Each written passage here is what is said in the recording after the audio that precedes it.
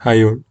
Today let's see how the different single SPA micro frontends can communicate with each other, like sharing of data, sharing code, etc. So for this, the single SPA suggests that we make use of something called utility modules. So today let's see how we can create a utility module and share it across multiple applications. So now let's use the create single SPA CLI, and using that we are going to create a utility module. So I am giving the directory as utility, and I am selecting the in-browser utility module. And since we need to share this module across the Angular and React micro frontends, I am selecting no frameworks. I am using plain JavaScript, and I am not using TypeScript. So the organization name app and the project name utility. So our utility module is created.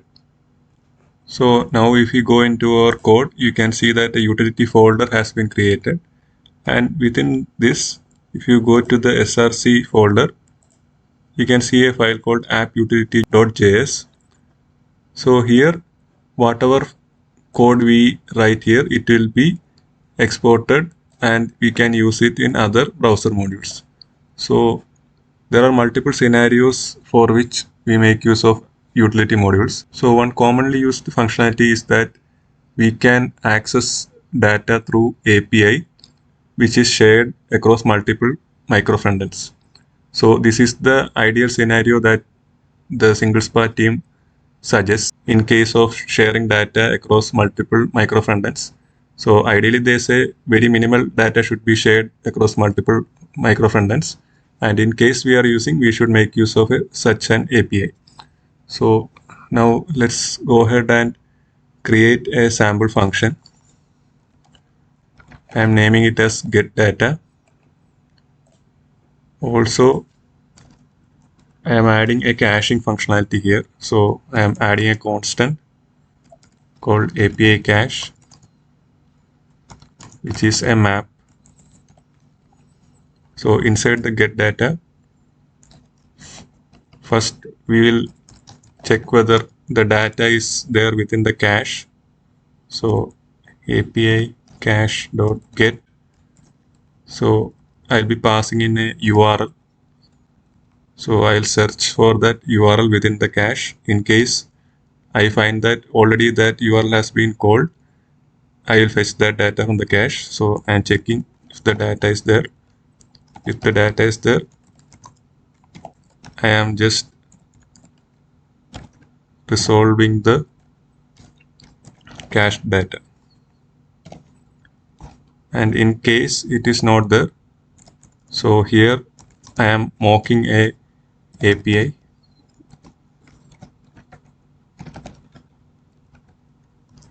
So inside that, I will pass some mock data.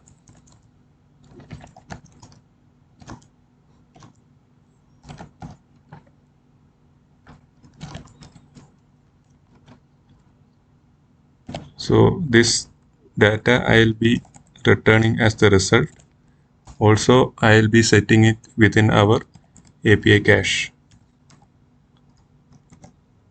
The key will be the URL and result will be the value.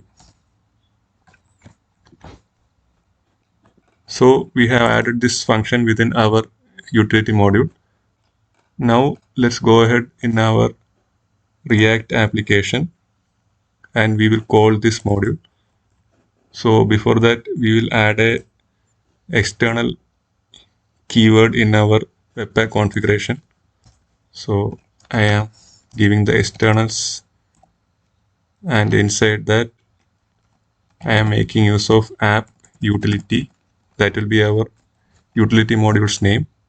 So the same thing, we can add it in our Angular application as well, since we are planning to share it.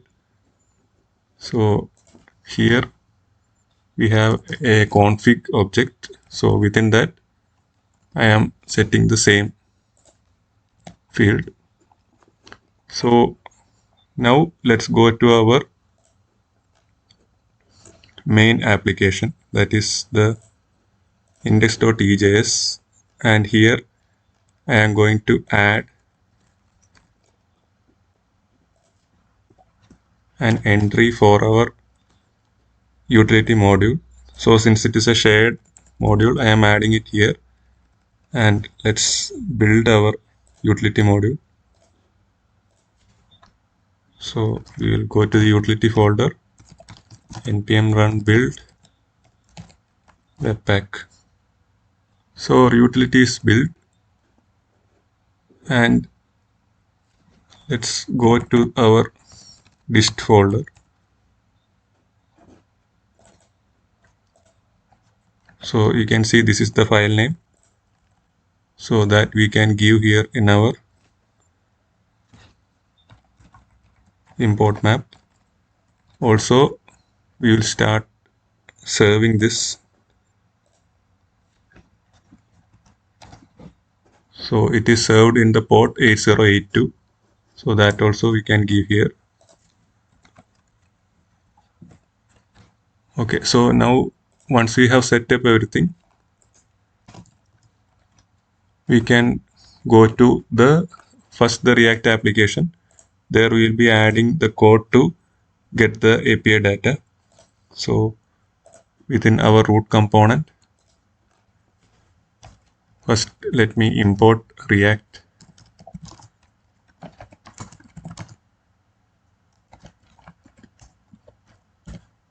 So here I am making use of the use effect hook. So within that,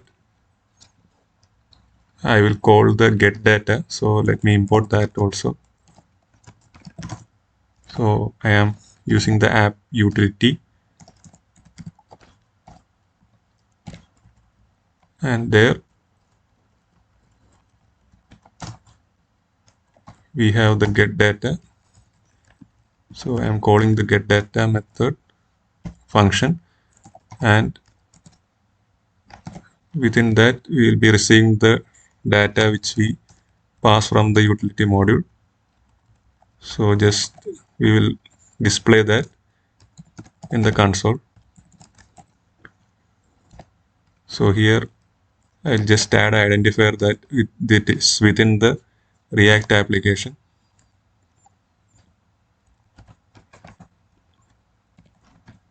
So that's it. So now one more thing we can do within our utility. So here in the utility, we will add a console here so that we can know whether we are getting the cache data or the actual API. So here I will add the log that it is the actual API, and I will also add a set timeout here so that there will be a delay that is similar to the API. So I will add a 2-second delay.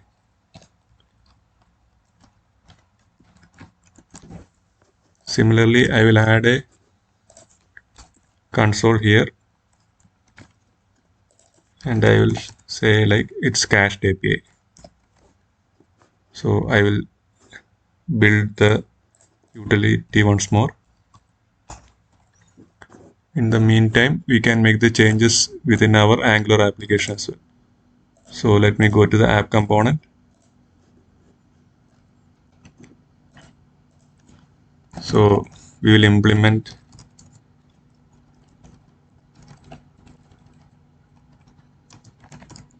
on init.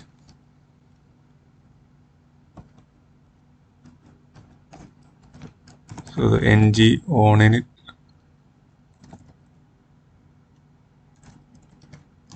Inside the ng on init,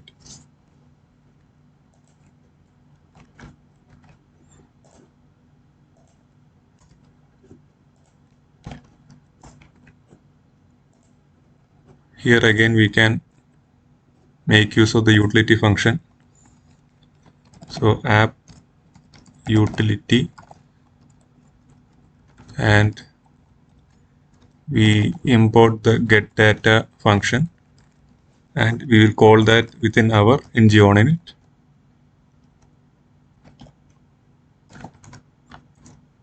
So again, we fetch the data,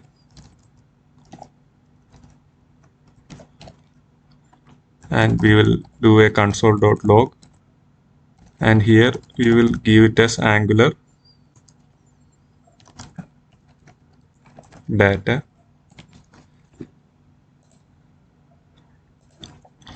type is any, and here we need to pass the URL also. So I am passing it as data. So same thing we need to do in our React application. So I am passing the same URL so that initially when we run, we will be getting our React application. So the actual API should be called. And when we go to the Angular application, actually the cached data should be used. So now let's build all our applications.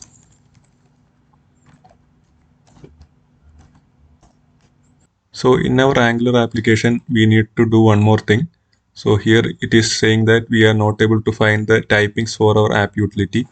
So here let's create a file called declaration.d.ts, and inside that I'm going to create a module, and I am naming it as app utility. So this should take care of that error. Now once we fix this, we can build our Angular application.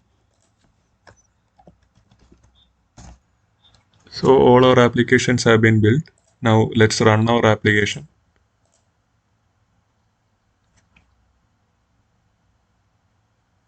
So here you can see that initially in our React application, the actual API was called from within our utility module, and it is displaying our data. So now let's go to our Angular application.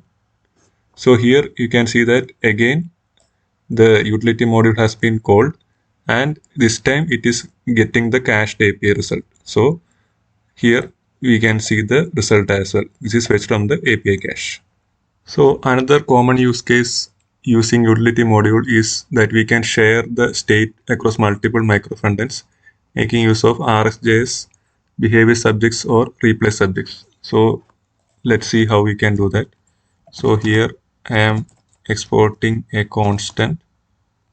I am naming it as state dollar, and I am creating a behavior subject with the initial value of an empty object. So this behavior subject I need to import from RxJS.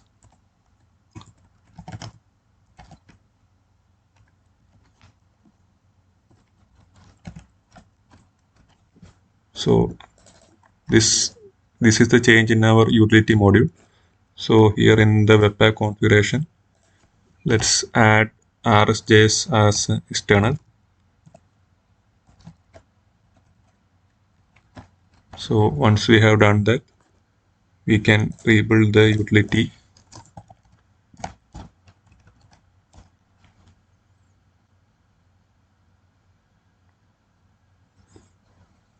So now we can go to our React application. So here I have commented out the get data. Instead of that, we will get the state dollar, and so first we will subscribe to this constant.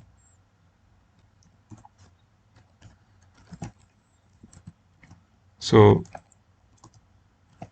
we will display whatever data that is coming from this behavior subject.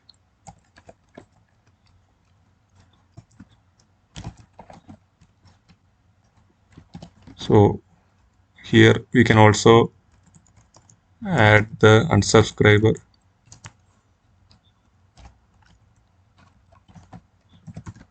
So we will add a subscription, and here we will add steps to unsubscribe.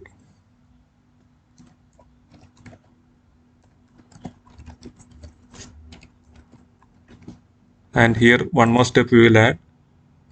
Since this is a subject, we can call the next property, and we will change the value. So here I am passing a data like React data. So initially there won't be having, it will be having an empty object which we set in the utility module. After that I will be setting it as React data. So the same thing we can do in our Angular app also. So I am making it as state dollar, and I will implement the on destroy as well.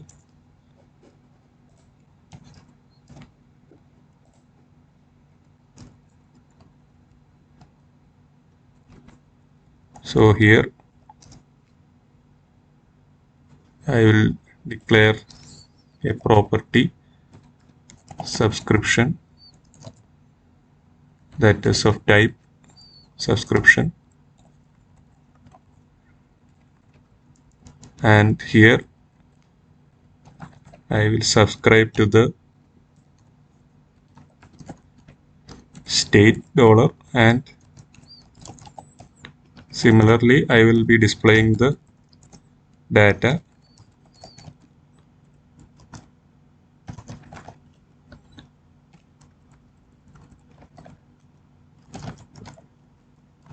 And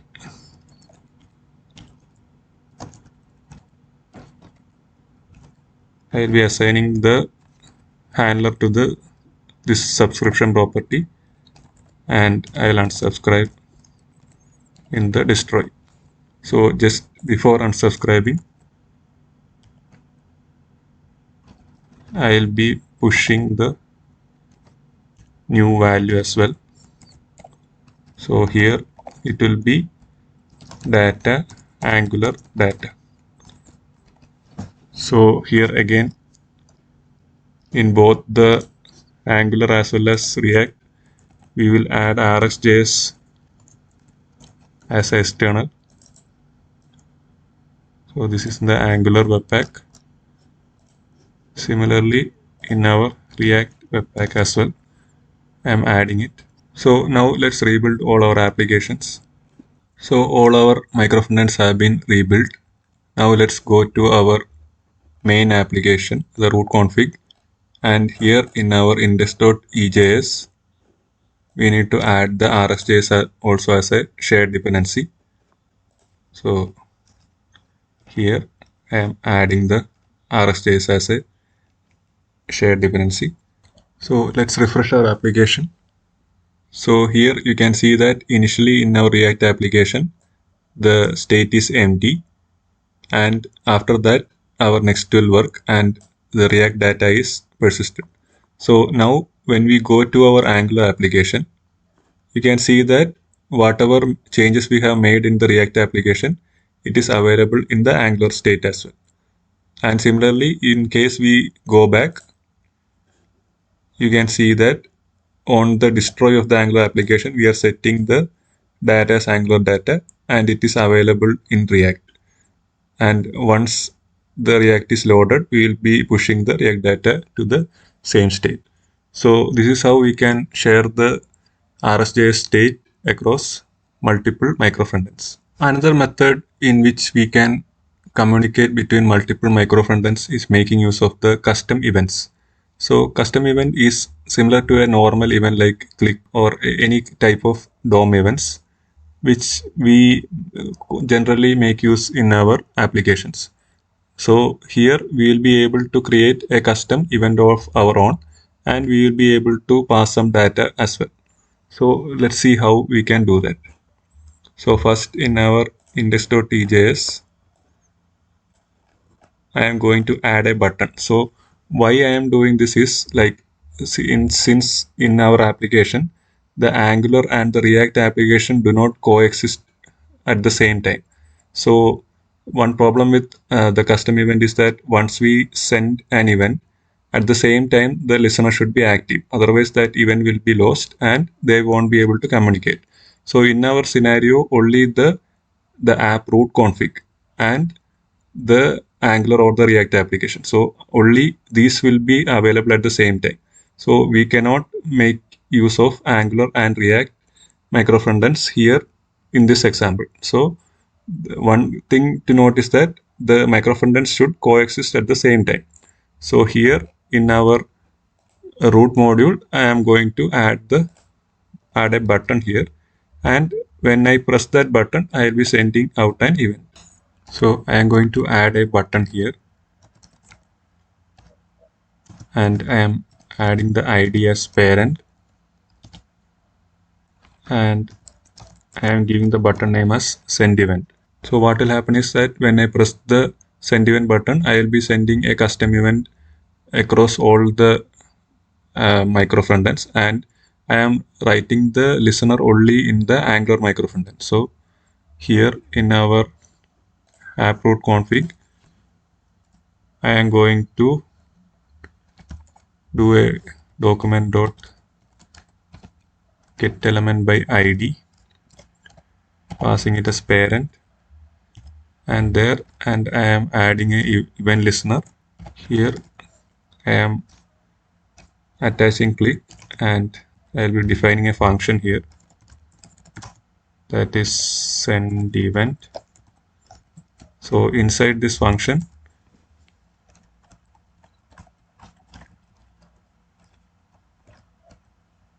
I'll be creating a custom event and dispatching it. So I am using window dot dispatch event. So inside this, I am creating a custom event. So the custom event accepts two parameters. One is the type, that is the name of the event. So I am giving it as test. And second is the configuration for this particular event. So there is a key called detail. So whatever we give here, that will be sent as the data across the applications. So I am giving it as parent data. So here you can give multiple other options like whether the event is cancelable or whether the event bubbles from the current DOM element to all the parent elements. And also the third option is composed. So this option will be used especially in case we are making use of shadow DOM. So the normal events won't be able to cross across the shadow DOM. So once we turn on this flag, we will be across to navigate across the shadow DOM as well. So here I am setting only the detail and I'm providing the type. So we will add the corresponding event listener within our Angular application. So here in the app component, let me inject renderer constructor private renderer 2. So using the renderer, we will be able to listen for this event. So renderer dot listen. The target will be window. The event name I'm giving it as test and a callback. So inside this callback, I'll be able to access the data within that event. So I'm going to directly access the detail key. So I'm giving the type as custom event. And this thing we will be logging it in the console. So console.log Angular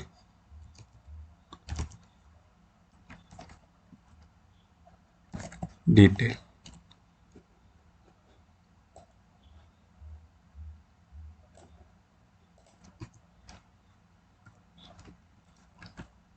So now we are ready. So we can do an unsubscription also here. So I'll create a handler that will be a function. So I'm just giving it as void. So this handler we will be calling in our destroy. So this dot handler, same thing, we will be assigning it in our render. So now we are done. Now let's rebuild our applications.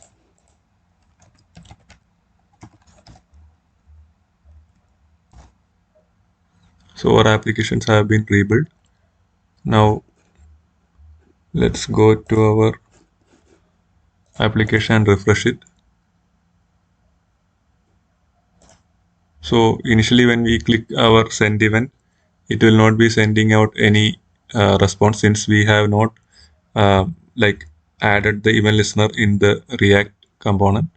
So when we go to our Angular application, now when we click on send event, you can see that whatever data we send from our parent component, it is getting listened here and it will be displayed here.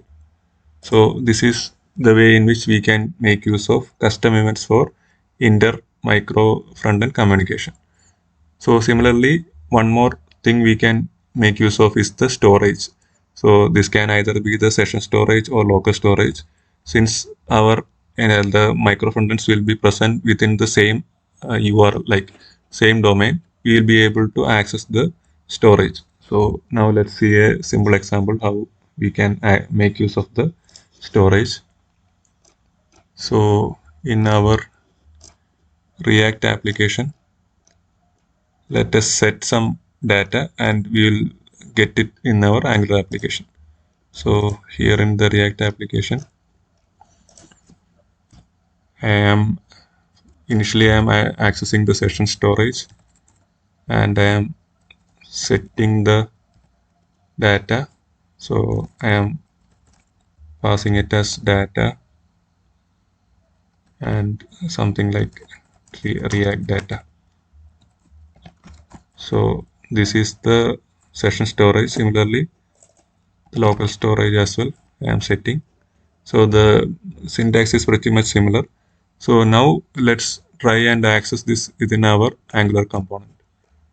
So same thing, I can use session storage dot get item. So we need to use the same key, that is data. So let us log it in the console.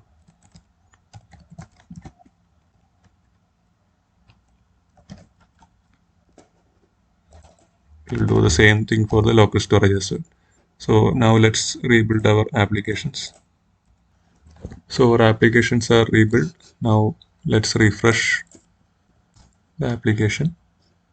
So now within our React application, we have set the storage. Now let's see that within our storage.